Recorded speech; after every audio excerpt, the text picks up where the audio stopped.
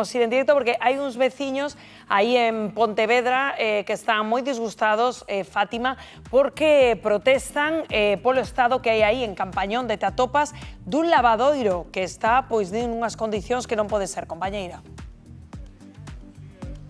E de lo ver agora mesmo neste directo, estamos no lavadoiro da Vila, aquí en Campañón, en Pontevedra, e veciños indignados, pois porque a reforma que se lle fixo, pois fai uns meses, Conchi, non era que agardabades. Non era que agardábamos. Isto deixárono todo feito un asco. Porque que lle pasa? Estámoslo vendo. Inúndase de agua hasta arriba, todo alrededor do lavadero. E o lavadero quedou baixo para lavar, e non podemos lavar. Teñen que coller e profundizar, e deixarnos o lavadero como estaba.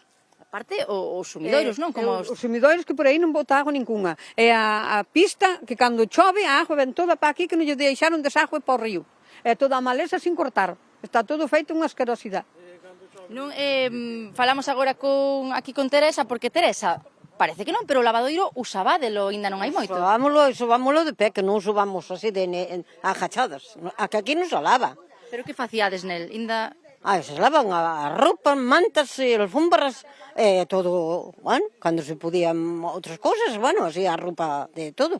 Pero despois, bueno, a minuto empezou a lavadora tal, pero as mantas e iso, viñas aquí sempre. E no verano viña xente de lexos de aquí, cos coches a lavar as mantas e así, porque aquí había agua, e as fontes secaban. E aquí, como viña do río, sempre tiña agua, non secaba. Pero este lavadoiro, Teresa, agora a auga non está para lavar. Agora non, agora isto, como non anden nel, é facer as canaletas, ben, que temos erva. Por onde ven a agua aí? Preguntámoslle agora a Ángel, claro, vos pedíades unha cousa, deronvos outra, que queredes? Bueno, nós simplemente queremos que nos decenten condicións, que se poida facer uso se fai falta, que non lo incinten, que non lo incintaron, a presa de entrada de agua polo lavadoiro non o incintaron, eso que se lle dixo, e dicen que non, que xa está ben así, e a prueba téndela que está todo cheo de maleza. Por qué? Porque nós ahora tamén negámonos a limpiar, que éramos os 4 veciños que cortábamos aquí e limpiábamos, pois xa que dice que para ele está ben, pois deixámoslle así cheo de maleza. Claro. Bueno, pois Ángel, deixamos aquí esta mensaxe, graciñas a todos, ademais un patrimonio que hai que conservar. Graciñas, seguen indignados, a ver se atopan solucións estes veciños de Campañón.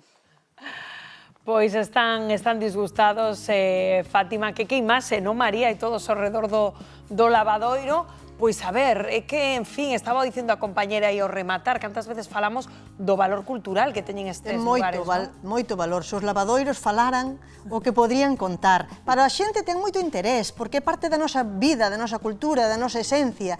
Non se poden deixar morrer. Aquí foi unha obra que quedou mal, pois terán que arreglala, terán un seguro, terán que facelo. A Diputación normalmente financia este tipo de obras, porque a veces, oye, este non ten tellado, pero hai nos que ten un tellado, e que son preciosos, era a parte da nosa vida que iban falar as mulleres os seus contos, desahogábanse, ainda hoxe en día van un pouco pa sombra, ainda hoxe en día a veces sécanos as fontes no verano, que era o que decía, secan as fontes, non hai auga nas casas, e sin embargo, os lavadoiros tiñan auga, ibas lavar ali, ou ibas un pouco pa o fresco, non podemos deixar morrer a nosa vida. Porque eu imagino calquera desas persoas, Pepo, pois que viu toda a vida, non? Como os seus antepasados estaban indo a ese lugar e vela ahora nese estado, pois ten que doerche. Sí, e sobre todo faiche pensar en máis de quen están as obras públicas, porque ao final eu entendo, a ver, eu non teño estudos de enxeñería, nin son albanel, pero eu creo que hai cousas que caen de caixón, entón a maneira de facer